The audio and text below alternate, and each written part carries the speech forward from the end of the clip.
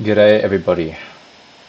Today I will be going over something a little bit more optimistic because there is a lot of fear in the market, and I understand that obviously if you're in altcoins that's exacerbated a little bit because altcoins are performing quite poorly. However, with that being said, I think it's worth noting a few things which indicate to us that perhaps the cycle isn't over just yet. And first, I would like to bring your attention to the three things that you see on the screen right now, which are the Bitcoin market price, the global liquidity, and also the DXY, so dollar value, right? And what you'll find is once global liquidity starts going up and dollar value starts declining, that's when risk assets tend to go up. And that has happened pretty much every single cycle once the blow off top starts to occur, right? So as you can see here, each pivot of the DXY going down is also followed with global liquidity increasing.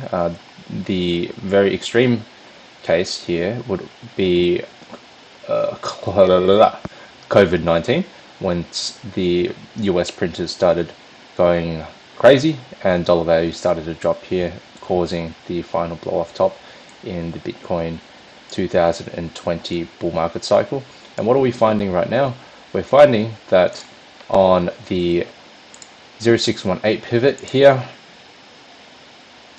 of this range, the DXY is starting to dump and global liquidity is at a resistance level. So what we want to see is a break, and also the DXY is dropping into a resistance support region, meaning it needs to flip support into resistance and then go down from there, and global liquidity needs to break out from this point on. And this is something that I'll be monitoring over the next couple of weeks, and should that start occurring, it will give me a bit more confidence in this market continuing.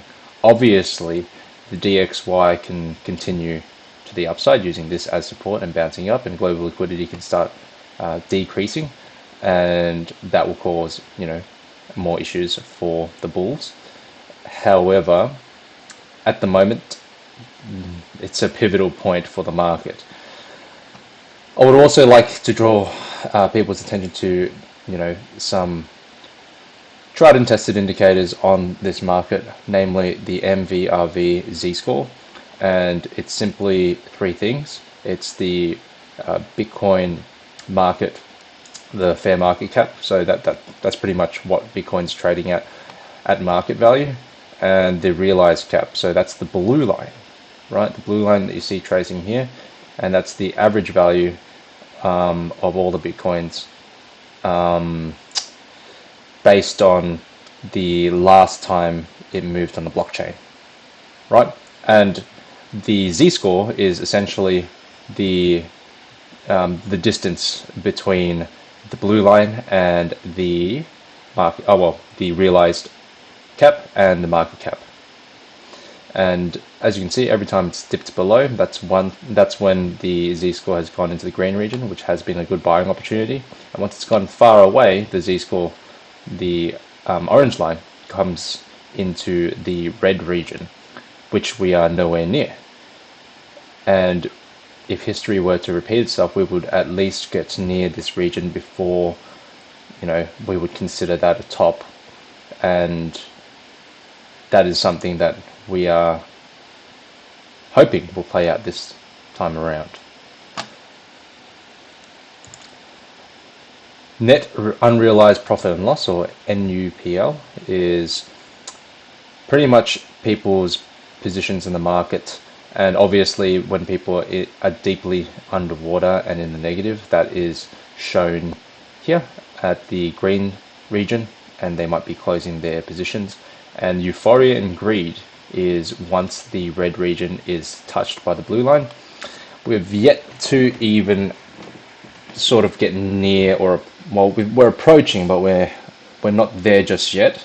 And in all previous cycles we saw that area was at least touched in 2021, in 2017 and 13, and also in 11 as well. So have we reached max euphoria in greed? I guess some people have been saying that that was sort of what we were seeing in the Trump rally, and what we saw with meme coins being a huge sort of circle jerk of people making, well, most people losing money. But I wouldn't say, according to what we're seeing from the metrics that I'm showing, that euphoria has been reached just yet. So hopefully that gives a bit of perspective on where we're at the moment with this Bitcoin cycle. I mean, if you have any further questions, by the way, I'm still long on Tau. I've repositioned down a bit lower.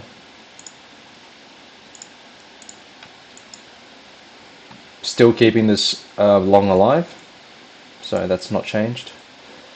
It does look, pretty treacherous out here for altcoins, but should the market end up turning around sometime soon, that would be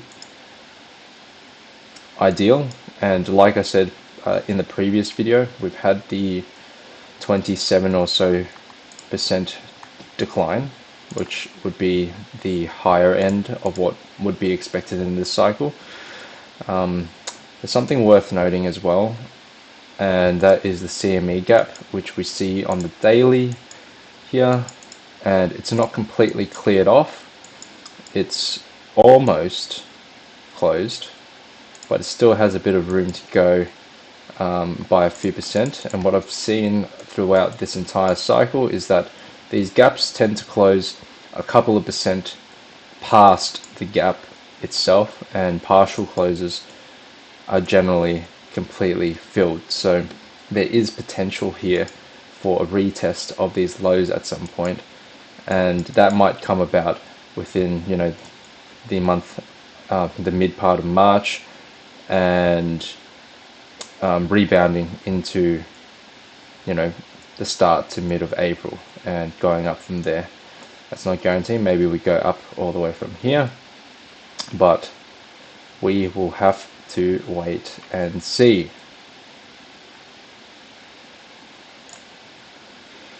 What are we seeing on the S&P 500? We're seeing a trend breakdown actually of these series of higher lows continuously. And historically, what I've seen in the S&P 500, the first break of the high low doesn't always necessarily mean that this entire trend is over. There is potential for a lower high to even be made here, and a lower low to be made here before the trend actually goes up. But if we were to fail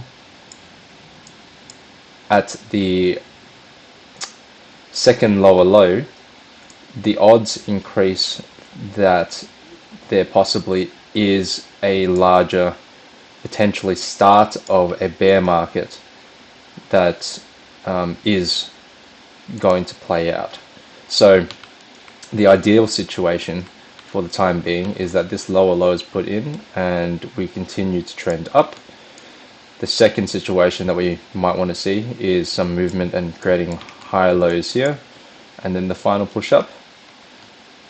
Alternatively, it makes a second lower low, it makes its final push up here, and then the price may find its top somewhere in the 6.4 to perhaps 6.5 if it overextends.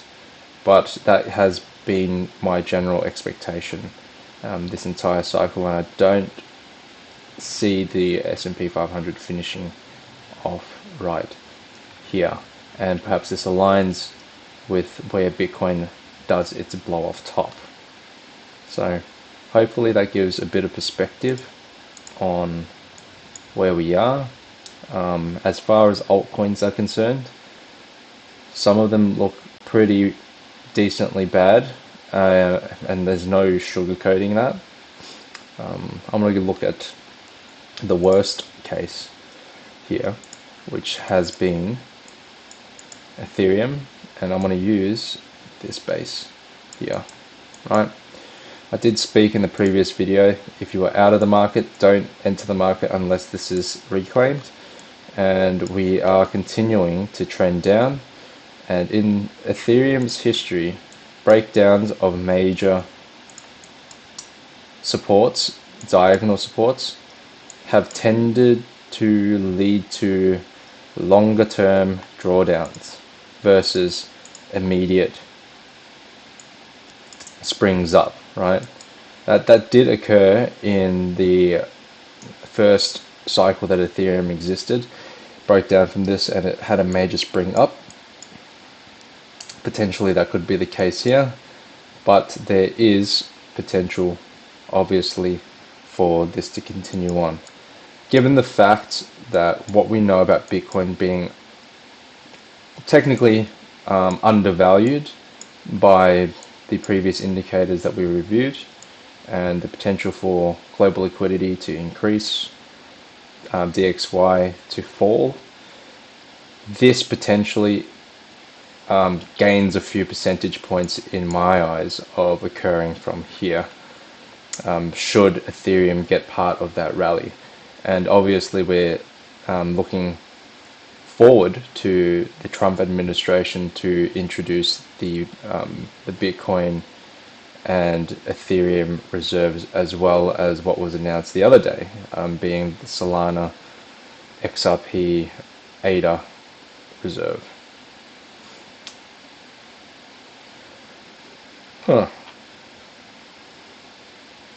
Other than that, I don't think I have much more to add. That's probably, a good place to leave it.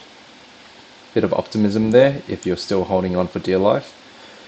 If you have any questions, please leave them down below. Cheers.